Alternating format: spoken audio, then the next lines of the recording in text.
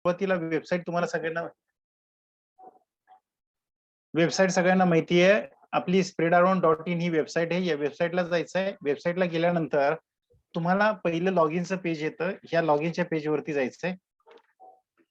लॉगिनच्या पेजमध्ये गेल्यानंतर तुमचा mail ID इथे टाकायचा आहे. जो तुम्हाला लॉगिन आयडी दिलेला आहे तो तुमचा नॉर्मली तुमचा मेल आयडीच आहे.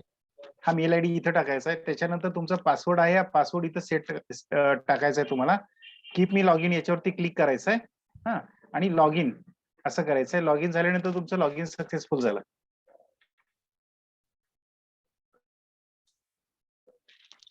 आता तुमच्या समोर दुसरी स्क्रीन येईल.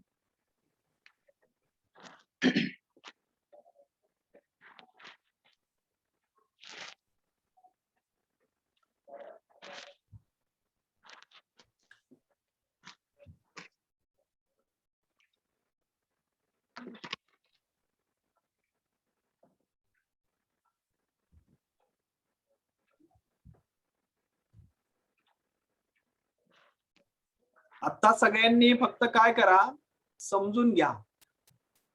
आणि लॉग इन होत नसेल तर त्याला तुमचं नाव @123 असा तुमचा पासवर्ड दिलेला आहे.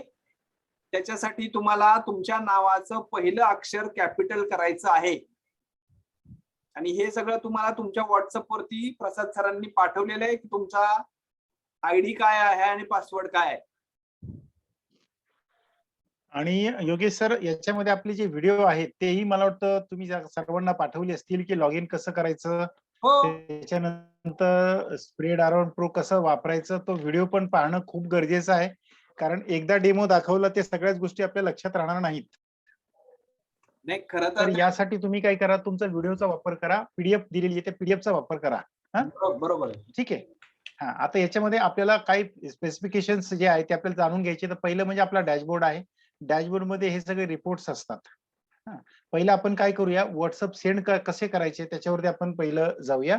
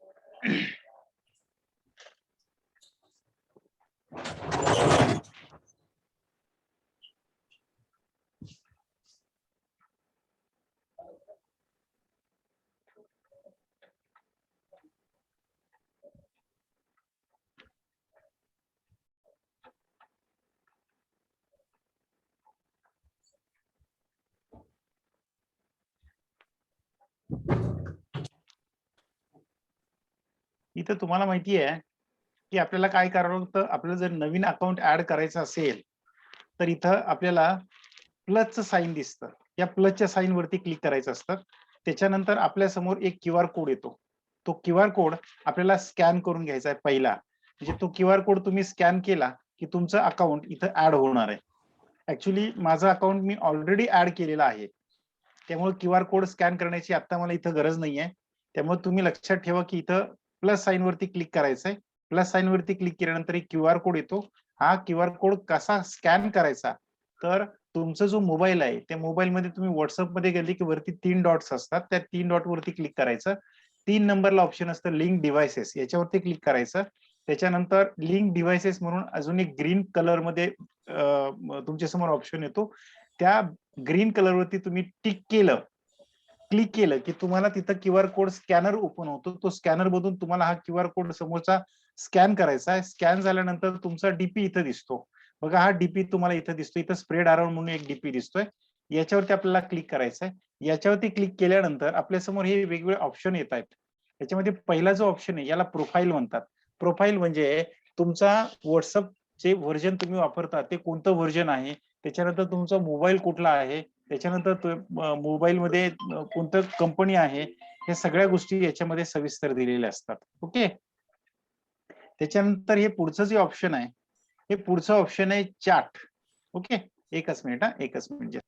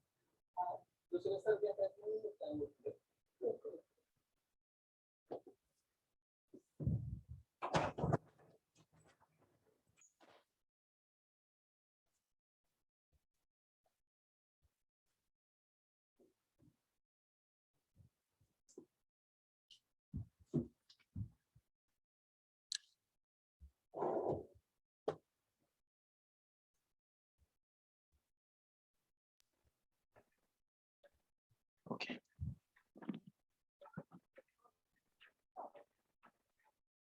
तर या ठिकाणी तुम्हाला हे दुसरं ऑप्शन आहे, याच्यामध्ये नॉर्मल चार्ट आहे, म्हणजे जसं तुमचं वेब व्हॉट्सअप असतं त्याप्रमाणे, पण ह्या चार्टमध्ये मात्र तुम्हाला डेलीची हिस्ट्री दिसते, तुम्हाला खूप मागची हिस्ट्री याच्यामध्ये दिसणार नाही. सो तुम्हाला जर समजा मेसेज पाठवायचा असेल, तुम्हाला एखादी इमेज पाठवायची असेल, तर इमेज तुम्हाला कुठून घ्यायची, तर एखाद्या नंबरवरती पाठवून द्या, इथून चार्ट म्हणून त्याला तुम्ही डाउनलोड करून ठेवू शकता, तुमच्या डेस्कटॉपला ठेवू शकता आणि त्याच्यानंतर तुम्ही ती इमेज तुम्हाला वापरता येते.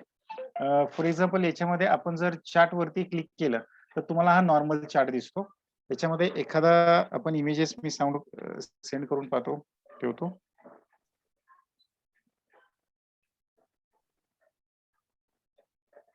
हे नॉर्मल चार्ट आहे.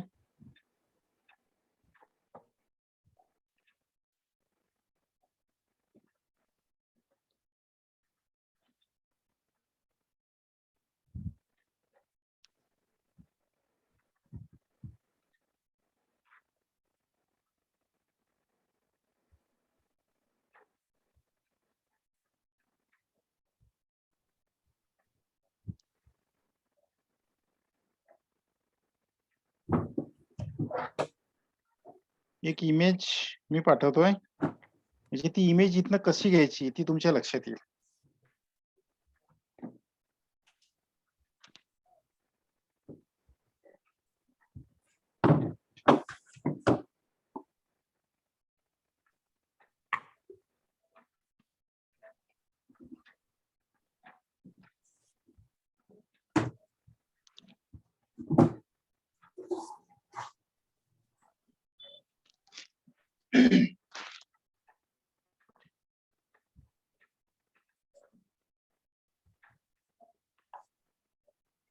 आता इथे इथे एक इमेज आहे, ती इमेज आपल्याला इथं घ्यायची आहे.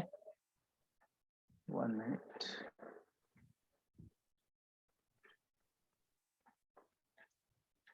यातली इमेज इथं राईट क्लिक करायचंय तुम्हाला याच्यावरती आणि त्या इमेजला सेव्ह ॲज म्हणून इथं क्लिक करायचंय. त्याच्यानंतर ही तुमची इमेज आहे, ही तुमची इमेज तुमच्याकडे सेव्ह होऊन जाईल.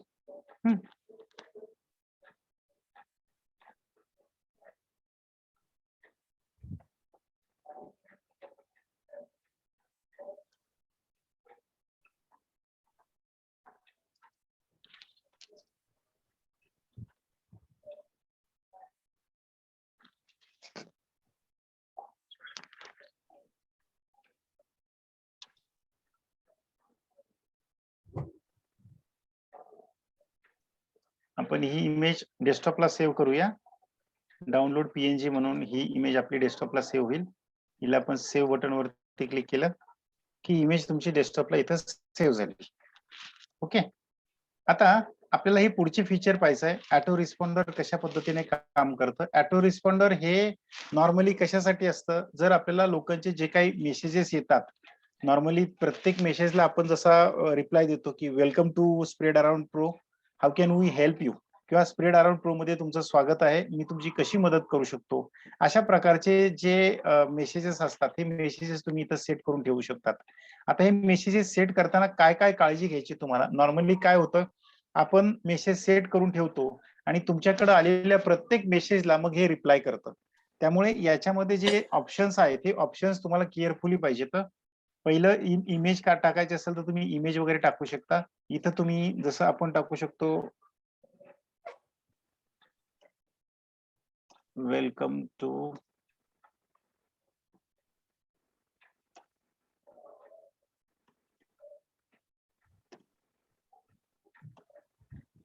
हा मेसेज टाकला. इथं तुम्हाला काही इमोजेस इथं जर टाकायचे असतील तर इथून इमोजेस घेऊ शकता. त्या इमोजेस मी इथं घेतल्या.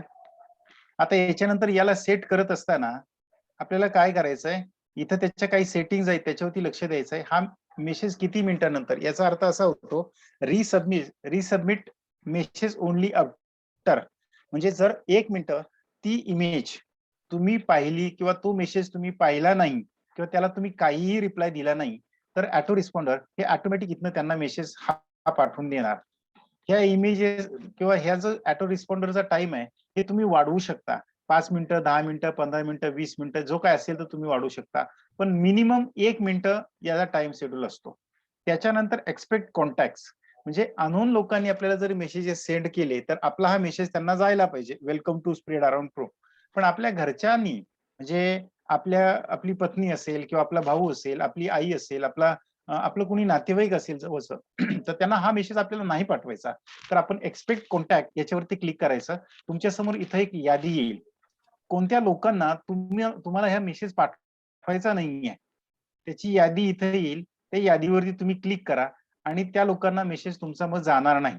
ठीक आहे. आता याच्यामध्ये ही यादी आली पहा. माझ्या मते एखादा जर व्यक्ती असेल, समजा त्या व्यक्तीला मला हे नाही पाठवायचं, समजा सागर कम्प्युटर असेल, यांना नाही पाठवायचं, किंवा कन्सल्टन्सी असेल यांना नाही पाठवायचं, तर जी यादी आहे ही सगळी तुमच्या कॉन्टॅक्ट नंबरची इथे यादी आलेली आहे. त्या व्यक्तीला नाही पाठवायचा तुम्हाला हा, तर त्याच्यावरती टिक करा. जसं आता संजय पोद्दार आहेत, यांना मला सॉरी पालकर आहेत, यांना नाही पाठवायचं, तर याच्यावरती क्लिक करा.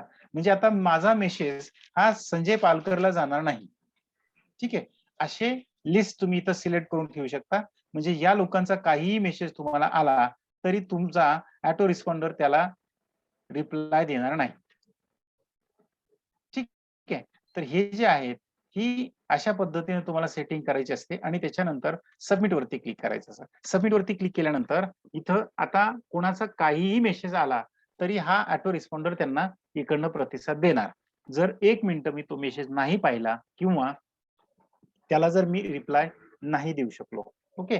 आता त्याच्यानंतर दुसरं जे फीचर आहे ते म्हणजे बल्क मेसेजिंग, जे आपल्यासाठी खूप महत्वाचं आहे. याच्यामधून आपल्याला मेसेजेस सेंड करायचे असतात. इथं गेल्यानंतर आपल्याला कॉन्टॅक्ट लिस्ट पहिला क्रिएट करायचे असतात. आता कॉन्टॅक्ट लिस्ट वरती क्लिक केल्यानंतर आपल्याला कॉन्टॅक्ट लिस्ट इथं नवीन नवीन ऍड करता येतात. आता इथं तुम्हाला वेगवेगळ्या कॉन्टॅक्ट लिस्ट दिसतायत. ठीक आहे. आता इथं आपल्याला काय करायचंय, ऍड न्यू वरती क्लिक करायचंय. म्हणजे तुम्हाला कॉन्टॅक्ट लिस्ट इथं नवीन नवीन ऍड करता येतील. तसा ही कॉन्टॅक्ट लिस्ट मी इथनं डिलीट करून टाकतोय. इथं ऍड न्यू वरती क्लिक करायचंय. ऍड न्यू वरती क्लिक केल्यानंतर तुम्हाला कॉन्टॅक्ट लिस्टचं नाव इथं तिथं नाव द्यायचं. त्याच्यानंतर एक कॉन्टॅक्ट लिस्ट इथं तुम्हाला दिसते. त्याच्यामध्ये कॉन्टॅक्ट कसे ऍड करायचे, तर या बटन वरती इथं क्लिक करायचं तुम्हाला. इम्पोर्ट कॉन्टॅक्ट वरती. इम्पोर्ट कॉन्टॅक्ट वरती क्लिक केल्यानंतर इथे एक विंडो ओपन होते. याच्यामध्ये तुमचे जे कॉन्टॅक्ट आहेत, हे कॉन्टॅक्ट तुम्हाला काय करायचंय, तुमची एक्सेल शीट असते, ते एक्सेल शीट मधून हे कॉन्टॅक्ट तुम्हाला कॉपी करायचे आणि इकडे आणून यांना पेस्ट करायचे. फॉर एक्झाम्पल इथले काही कॉन्टॅक्ट मी इथं कॉपी करून घेतले, कंट्रोल सी, आणि त्याच्यानंतर या सॉफ्टवेअर मध्ये गेलो. इथं मी काय केलं, कॉन्टॅक्ट इथं मी पेस्ट करून टाकले.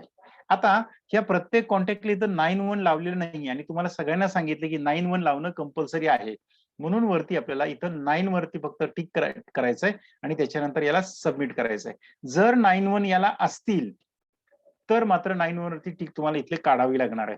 91 नाही आहेत म्हणून आपण काय करे, इथं याला क्लिक केलं. आता हे कॉन्टॅक्ट इथं ऍड झाले. बघा इथं तुम्हाला दिसतंय की हे पहिले 7 होते, आता हे 16 कॉन्टॅक्ट इथे ऍड झाले. इथं तुम्हाला दिसेल की कॉन्टॅक्टला प्रत्येकाला 9-1 लावलेला आहे का, तर प्रत्येक कॉन्टॅक्टला आपण इथं 9-1 लावलेला आहे. ठीक आहे. आता अशी आपण कॉन्टॅक्ट लिस्ट क्रिएट केली. त्याच्यानंतर आपल्याला काय करायचं, क्रिएट कॅम्पेनिंग मध्ये जायचं. क्रिएट कॅम्पेनिंग मध्ये गेल्यानंतर आपल्याला इथे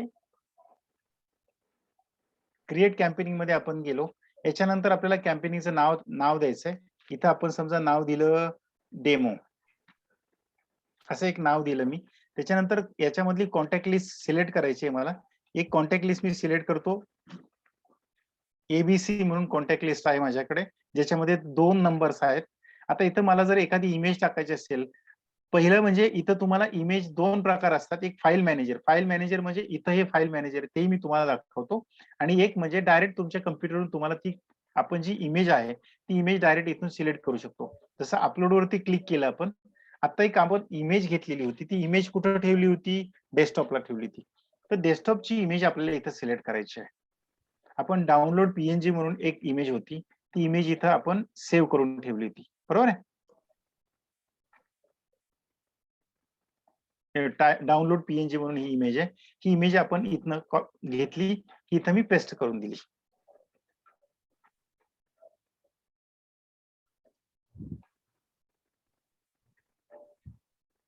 ओके, नॉट फाउंड.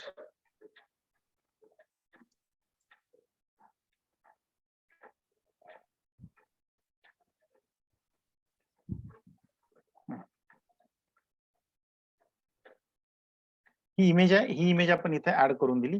आता इथं आपल्याला जर काही कॅप्शन टाकायचं असेल, तुम्ही कॅप्शन टाकू शकता. जसं इथं आपण टाकलं गुड नाईट.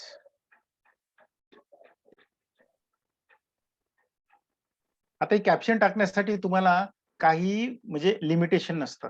इथं ही कॅप्शन तुम्हाला दरवेळेस वापरायची असेल, तर तुम्ही सेव्ह कॅप्शन म्हणून याच्यावरती क्लिक करू शकता. म्हणजे ही तुमची जी कॅप्शन आहे, ही कायमस्वरूपी सेव्ह राहील आणि तुम्हाला नवीन-नवीन कॅप्शन शोधण्याची गरज लागणार नाही. ओके. आता आपल्याला ही कॅप्शन पुढच्या वेळी जर घ्यायची असेल, तर गेट कॅप्शन वरती क्लिक करायचं. म्हणजे तुमच्याकडे असणारी जी कॅप्शनची बँक आहे, ही बँक तुमच्या समोर इथं ओपन होते. ओके. त्याच्यामध्ये एखादी इमेज आपण घेतली, इथं गुड नाईट आहे. याच्यावरती आपण क्लिक केलं, की बघा ही कॅप्शन जी आहे, ही ऑटोमॅटिक इथं आली. त्याच्यानंतर टाइम पोस्ट असतं.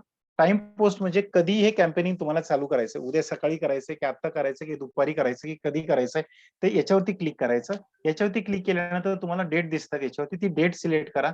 त्याचं टायमिंग सिलेक्ट करा. किती वाजून किती मिनिटांनी काय असेल ते तुम्हाला सिलेक्ट करायचंय आणि इथं डन वरती क्लिक करायचंय. म्हणजे तो टाइम तुमचा फ्युचरचा टाइम सेट आहे, तो इथं शेड्यूल होणार आहे. त्याच्यानंतर आपल्याला फक्त आता बाकी कशामध्ये बदल करायचा नाहीये. बघा आपण काय केलं, नाव दिलं कॅम्पेनिंगला, लिस्ट सिलेक्ट केली, त्याच्यानंतर आपण इथे एक इमेज टाकली, त्याच्यानंतर आपण इथं कॅप्शन टाकलं, त्याच्यानंतर आपण टाइम पोस्ट म्हणजे जेव्हा ही पोस्ट करायची त्याचा टायमिंग इथे टाकून दिला आणि शेड्यूल वरती क्लिक केलं. शेड्यूल वरती क्लिक केल्यानंतर आपल्या मोबाईल मधून आता ह्या इमेजेस किंवा सॉरी हे जे मेसेजेस आहे, हे मेसेज जायला सुरुवात झाली. जर तुम्हाला जातात की नाही जातात हे तुमच्या WhatsApp मध्ये पण तुम्ही चेक करू शकता किंवा याला तुम्ही रिफ्रेशही करू शकता. रिफ्रेश केलं की ते मेसेज जाताय की नाही जातात हे तुम्हाला याच्यामधून कळणार आहे. ठीक आहे. त्याच्यानंतर पुढचं एक फीचर मी तुम्हाला दाखवतो ज्याला आपण चॅटबॉट फीचर म्हणतो. चॅटबॉट फीचर म्हणजे काय? आपला जो व्यवसाय आहे, या व्यवसायामध्ये बरेचसे लोक असतात. आपण जाहिरात केल्यानंतर त्याच्यावरती वेगवेगळे प्रश्न लोक विचारतात आपल्याला. की समजा आपल्याकडं ज्वेलरी शॉप असेल, तर सर त्याचे इमेजेस काय-काय, कुठल्या-कुठल्या इमेजेस आहेत. आपला फोटोग्राफीचा व्यवसाय असेल, तर आपल्याला रेट्स वगैरे विचारतात. त्याच्यानंतर काही सॅम्पल्स विचारतात, कसे फोटो तुम्ही काढतात. ज्वेलरीच्या डिझाईन्स विचारतात, त्याचे रेट विचारतात वगैरे, वगैरे. तर हे ज्याला आपण एफ म्हणतो. एफ म्हणजे फ्रिक्वेंटली आस्क्ड क्वेशन्स. तर हे जे एफ असतात, याचे उत्तर आपल्याला दरवेळेस तुम्हाला तुमच्या फोनवरून देत राहावे लागतात. व्हेअरएज आपण हे सगळे एफ इथं सेट करून ठेवू शकतो आणि तुम्हाला हे एफ या ठिकाणी सेट करून ठेवता येतात. बघा इथं काही चॅटबॉट आहे ती मी सेट करून ठेवलेली आहे. तर जसं कम्युनिकेशन डिटेल्स चॅटबॉट तुम्ही इथून ऍड करू शकता. नवीन चॅटबॉट इथं जुने चॅटबॉट इथून डिलीटही करू शकता. ऍड न्यू वरती क्लिक केलं आपण एखाद्या चॅटबॉट वरती. ओके. याच्यावरती क्लिक केल्यानंतर समजा इथं एखादं आपण टाकलं समजा एखादं व्यवसाय टाकला त्याच्यामध्ये समजा मोबाईल ही एक कॅटेगरी आहे. मोबाईल. हां. याच्यामध्ये मोबाईलमध्ये एखादे मॉडेल असेल तर त्यांनी सांगितलं याचे मला डिटेल्स पाठवून द्या. डिटेल्स हा त्याचा कीवर्ड आहे. मग याचे डिटेल्स आहेत हे डिटेल तुम्ही इथं टाईप करून ठेवू शकता. जसं आपण गेट कॅप्शन वरती गेलं की आपल्याकडे खूप सगळे कॅप्शन्स इथं आपण सेव्ह करून ठेवलेले आहेत. या कॅप्शन वरती क्लिक केलं, thank you for messaging this and this. हा, ही कॅप्शन आपण इथं सेव्ह करून ठेवलं. आता ह्या मोबाईल नंबरवरती कुणीही जर डिटेल्स असा मला मेसेज पाठवला तर ऑटोमॅटिक इकडनं हा जो आता आपण चॅटबॉट सेट करून दिलेला होता, हा चॅटबॉट ऑटोमॅटिक त्याला शूट होणार आहे किंवा ऑटोमॅटिक मेसेज जाणार आहे. फक्त आपल्याला चॅटबॉटला टर्न ऑन करायचं आहे. लक्षात ठेवा, टर्न ऑन करणं गरजेचं आहे. जर तुम्ही टर्न ऑन केलं नाही तर तुमचा मेसेज इथून पाठवला जाणार नाही. सो टर्न ऑन करणं हे बटन आपल्याला ऑफ आहे, ते ऑन करून ठेवायचं आहे. जेव्हा तुम्हाला चॅटबॉट वापरायचा नाहीये तेव्हा तुम्ही याला ऑफ करून ठेवू शकता. अदरवाईज तुम्ही याला ऑन करून ठेवू शकता. ठीक आहे. त्याच्यानंतर पुढचं जे फीचर याच्यामधलं आहे ते म्हणजे export participant in a group. म्हणजे याच्यामध्ये जे पार्टिसिपेंट किंवा ग्रुप्स असतात, आता बघा हे वेगवेगळे ग्रुप या ठिकाणी आहेत. आता याच्यावरती जर मला हे जो ग्रुप आहे हा ग्रुप मला जर एक्सपोर्ट करायचा असेल, फक्त मला याच्यावरती क्लिक करायचं आहे. एकदा क्लिक केलं की तो पार्टिसिपेंटचा जो आहे तो ऑटोमॅटिक इथं मला एक्सेल शीट मध्ये मिळणार आहे. आणि एक्सेल शीट मध्ये मिळाल्यानंतर ती एक्सेल शीट फक्त मला काय करायची, ओपन करायची. ओपन केल्यानंतर त्याच्यामधले जे पार्टिसिपेंट आहेत ते कॉपी करायचे आणि इथं मला याच्यासाठी वापरायचे. मेसेज सेंडिंगसाठी मी त्याला डायरेक्टली वापरू शकतो. सो अशा पद्धतीने याचे जे सगळे फीचर्स आहेत हे एकदम सोपे आहेत. कुठलाही हार्डनेस याच्यामध्ये नाही आहे. बघा हे पार्टिसिपेंट आहेत, हे पार्टिसिपेंट आपण इथं पाहिलेले आहेत. हे पार्टिसिपेंट आपण थोडंसं याला हे करूया. इथे तुम्हाला माहिती आहे की याला नंबरिंग आपल्याला बदलावी लागणार आहेत. हे ऍक्च्युली जनरल मध्ये आहे, नंबर मध्ये जायचं. त्याच्यानंतर इथं एक बटन असतं, याच्यावरती डबल क्लिक करायचं. तर हे सगळे नंबर्स आहेत आपल्याकडे. साधारणपणे याच्यामध्ये 180 एक्सक्यूज मी 180 नंबर आहेत. हे 180 नंबर तुम्हाला तुमच्या कॅम्पेनिंगसाठी वापरता येऊ शकतात. ठीक आहे. तर हे export participant in A group अशा पद्धतीने तुम्हाला हे तुमच्या कॅम्पेनिंगसाठी वापरता येतं. आपण मेसेजेस मध्ये गेलो तर हे मेसेजेस 2 मेसेज ऑलरेडी माझ्या मोबाईल मधून ऑलरेडी मी सेंड केलेले आहेत. ओके. आता याचे सगळे व्हिडिओज आहेत, हे व्हिडिओज तुम्हाला ऑलरेडी पाठवलेले आहेत. त्याच्यानंतर त्याच्या पीडीएफ आहेत, त्या पीडीएफ पण आम्ही तुम्हाला तुमच्या याच्यामध्ये पाठवलेल्या आहेत. आता सुरुवातीला तुम्हाला काय करावं लागेल, तर याच्या पीडीएफ पाहिजे, त्याच्यानंतर याचे व्हिडिओज पाहिजे आणि प्रत्येक जो याच्यामध्ये असणारा जो फीचर आहे, बघा आम्ही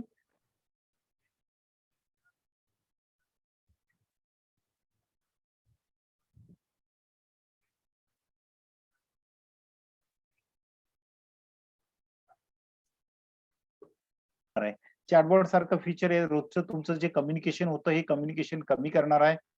त्याच्यानंतर हे जे बल्क मेसेजिंग आहे याच्यावरून तुम्ही तुमच्या भागातल्या हजारो लोकांना मेसेज सेंड करू शकता.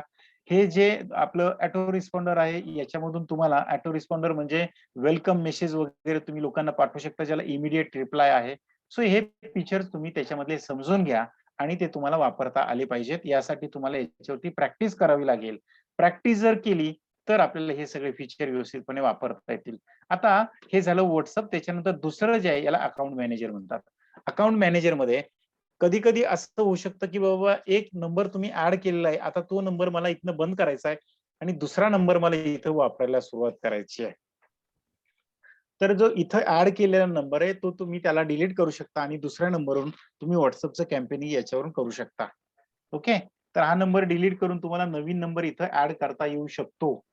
सो असं नाहीये की आता एक नंबर आपण रजिस्टर, बऱ्याचशा लोकांचे फोन येतात, सर माझा एक नंबर रजिस्टर केलाय, आता मला दुसऱ्या नंबरवरून कॅम्पेनिंग करायचं आहे.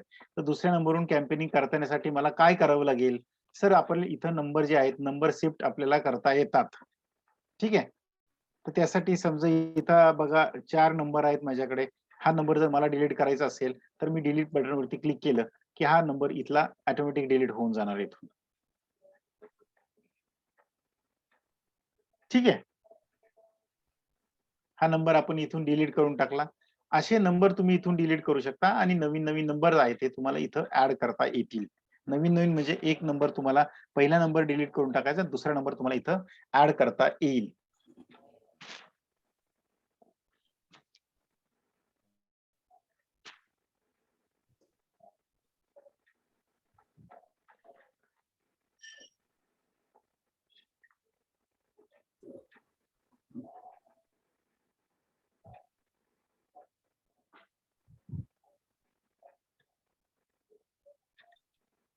एक नंबर आपण इथून उडवून टाकला.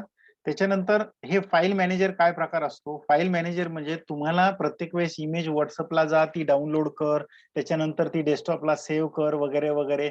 हा सगळा उपद्व्याप रोजच करण्याची गरज नाही. तर तुम्हाला ज्या रेग्युलर इमेजेस लागतात, ह्या इमेजेस तुम्ही इथं अपलोड करून ठेवू शकता. म्हणजे थोडक्यात काय, तर तुमच्या ज्या वेगवेगळ्या जाहिराती असतात, ह्या जाहिरातींची तुम्ही लायब्ररी इथं तयार करून ठेवू शकता. ही लायब्ररी म्हणजे तुमचे व्हिडिओज असतील, तुमचे ऑडिओज असतील किंवा तुमच्या काही जाहिराती असतील, या जाहिरातीची लायब्ररी तुम्ही इथं तयार करून ठेवू शकता. आपल्याला सिलेक्ट करताना फक्त एका इमेजला आपण सिलेक्ट करायचं आणि त्याच्यानंतर आपण तिथेही टाकून द्यायची. बघा, ही अशी लायब्ररी तुम्ही इथं तयार करून ठेवू शकता तुमच्या तुमच्या भागातल्या लोकांना जाहिराती पाठवण्यासाठी. इथून आपल्याला काय करायचं, इथं अपलोड म्हणून बटन आहे, ह्या अपलोड बटन वरती क्लिक करायचं. त्याच्यानंतर फाईल कुठे आहे ती चूज करायची आणि त्याला आपण इथं अपलोड करायचं. म्हणजे ही जी जाहिरात आहे, ही जाहिरात याच्यामध्ये आपण अपलोड करतो. जसं याच्यावरती मी क्लिक केलं की अपलोडचं बटन आपल्याकडे येणार आहे. आपण जी इमेज जिथं ठेवलेली आहे ती इमेज इथं आपण डायरेक्ट याच्यामध्ये टाकू शकतो. बघा, इथं ज्या इमेजेस आहेत, त्या इमेजेस तुम्हाला इथनं टाकता येऊ शकतात. ठीक आहे. आता आपल्याला इमेजेस ऑलरेडी इथं भरपूर आहेत, त्यामुळे मी इमेजेस अजून टाकत नाही इथं. त्याच्यानंतर आपल्याला पुढचा जो भाग आहे तो म्हणजे कॅप्शन. कॅप्शन तुम्हाला दरवेळेस नवीन नवीन लिहिण्याची गरज नाही. हे कॅप्शनसाठी तुम्ही इथं वेगवेगळी बँक तयार करून ठेवू शकता आणि त्या कॅप्शन तुम्हाला तुम्हाला योग्य वेळेस त्या वापरता येतात. जेव्हा गरज पडेल, म्हणजे कॅप्शनची सुद्धा एक बँक तुम्ही तयार करून ठेवू शकता. की जी कॅप्शनची बँक तुम्हाला प्रत्येक वेळेस नवीन नवीन ठिकाणी ते टाईप करा, परत त्याच्यामध्ये टाका, तर ती गरज तुम्हाला लागणार नाही. तर कॅप्शनची सुद्धा तुम्हाला इथे एक लायब्ररी तयार करून ठेवता येते. ती लायब्ररी तुम्हाला प्रत्येक वेळेस वापरता येते. गेट कॅप्शन वरती क्लिक केलं की तुम्ही ह्या लायब्ररीवरती येता. आत्ताच आपण पाहिलं आणि ते लायब्ररी आहे, ती लायब्ररी तुम्हाला या ठिकाणी वापरता येते. अशी वेगवेगळ्या लायब्ररी आहेत. तुम्ही वेगवेगळे मेसेजेस आहेत, त्याला तुम्ही टायटल द्या आणि टायटल दिल्यानंतर तुम्ही ते मेसेजेस असतात, हे मेसेजेस तुम्ही तुमच्यासाठी वापरू शकता. ह्या ज्या वेगवेगळ्या लायब्ररी आहेत, त्या लायब्ररी मी इथं तयार करून ठेवलेल्या आहेत. ओके. आता आपल्याला जे मेन फीचर आहे, त्या मेन फीचर वरती जायचं ते म्हणजे आपलं स्प्रेड अराउंड प्रो याचं जे डॅशबोर्ड आहे, त्या डॅशबोर्ड वरती आपण आता सध्या जातोय. डॅशबोर्ड वरती आपल्याला इथं जे रिपोर्ट्स आहेत, हे रिपोर्ट्स कसे पाहिजे तेही आपण पाहूया. रिपोर्ट्स म्हणजे तुम्ही जे कॅम्पेनिंग लावलेलं आहे, जे मेसेजेस तुम्ही पाठवलेले, ते मेसेजेस लोकांना गेले की नाही गेले, हे जर तुम्हाला रिपोर्टमध्ये पाहता येतं. समजा तुम्ही काम न करता तुम्ही एखाद्या असिस्टंटला किंवा तुमच्याकडे काम करणाऱ्या एखाद्या व्यक्तीला तुम्ही हे काम सोपवलेलं आहे. त्याला सांगितलं की दररोज 1000 लोकांना, 1500 लोकांना काय जे काय असेल ते मेसेजेस तू सेंड करत याच्यामधून सेंड करायचे. आपल्या व्यवसायाच्या जाहिराती पाठवायच्या, जाहिराती वगैरे सगळ्या रेडी करून दिल्यात त्यांना. दररोज ते मेसेज पाठवले की नाही पाठवले हे संध्याकाळी तुम्ही तुमच्या लॉगिन मधून घरून सुद्धा चेक करू शकता. ठीक आहे. तर इथं तुम्हाला काय करायचं, याच्यावरती क्लिक करायचं डॅशबोर्ड वरती. डॅशबोर्ड वरती क्लिक केल्यानंतर इथं तुम्हाला हे वेगवेगळे ऑप्शन असतात. त्याच्यामध्ये पहिलं कॅम्पेनिंगचे रिपोर्ट. हे कॅम्पेनिंगचे रिपोर्ट आहेत बघा. हे कॅम्पेनिंगचे रिपोर्ट तुम्हाला इथं दिसतात.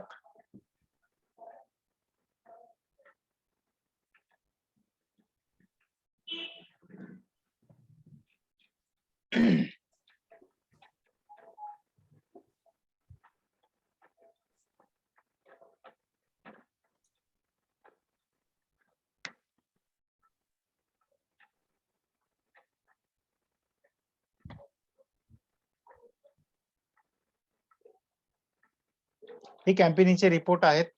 आज आपण किती लोकांना कॅम्पेनिंग केलं हे इथं दिसतं. काय काय कॅम्पेनिंग केलं हे इथं दिसतं. कोणता कोणता मेसेज आपण पाठवलाय हे इथं दिसतो. काय पाठवलंय, टेस्ट म्हणून पाठवलाय, गुड नाईट म्हणून पाठवलाय, काय म्हणून पाठवलाय, हे सगळं मेसेजेस मध्ये आपल्याला इथं दिसतं. ठीक आहे. तर हे कॅम्पेनिंगचे रिपोर्ट आहेत. त्याच्यानंतर चार्टबॉटचे रिपोर्ट आहेत. याच्यामधून चार्टबॉट काय काय आपण पाठवलेले येतं हे इथून दिसतं. आता बघा, चार्टबॉट मी सेट केला होता, ऑटो रिस्पॉन्डर सेट होता, गुड नाईट. कोणाच तरी मला मेसेज आला आणि त्याला ऑटोमॅटिक हे शूट झालं इथून. चॅटबॉट याच्यावरती आपण कुठले कुठले चॅटबॉट याच्यावरून सेट केलेले आहेत आणि या सगळा रिपोर्ट आपल्याला इथं दिसतो. चॅटबॉट मध्ये कोण कुठल्या लोकांनी आपल्याला काय काय, चॅटबॉटचा उपयोग आपल्याला खूप सुंदर पद्धतीने करता येतो.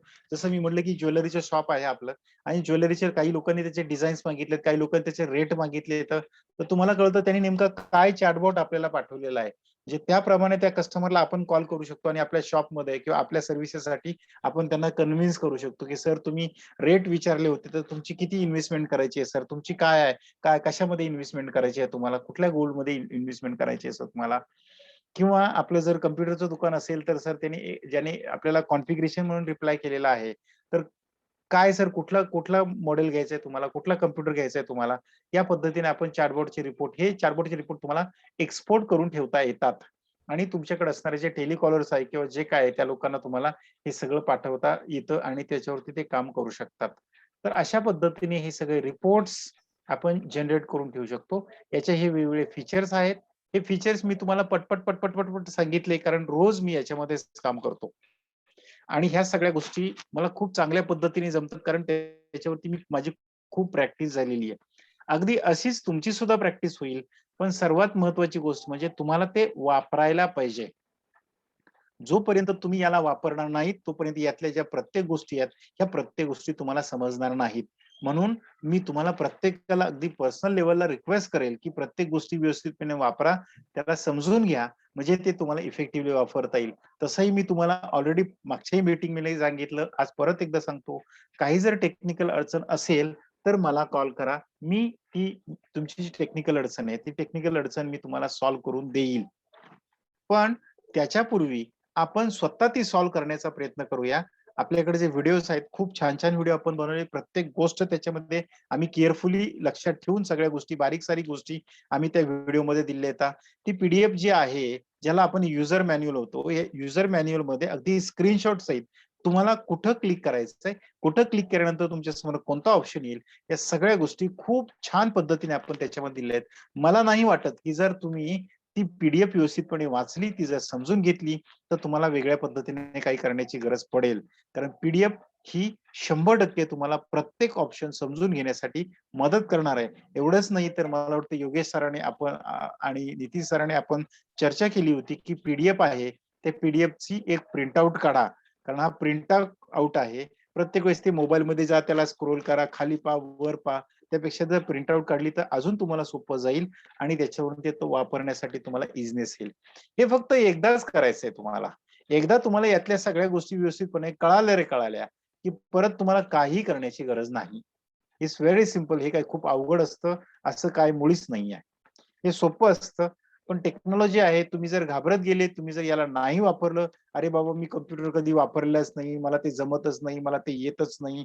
तर थोडंसं याच्यावर तुमच्या मनामध्ये जी जर भीती असेल, तर ते भीती थोडीशी काढून टाका आणि तुम्ही याच्यावरती प्रॅक्टिकली रोज ट्रायल घेत चला.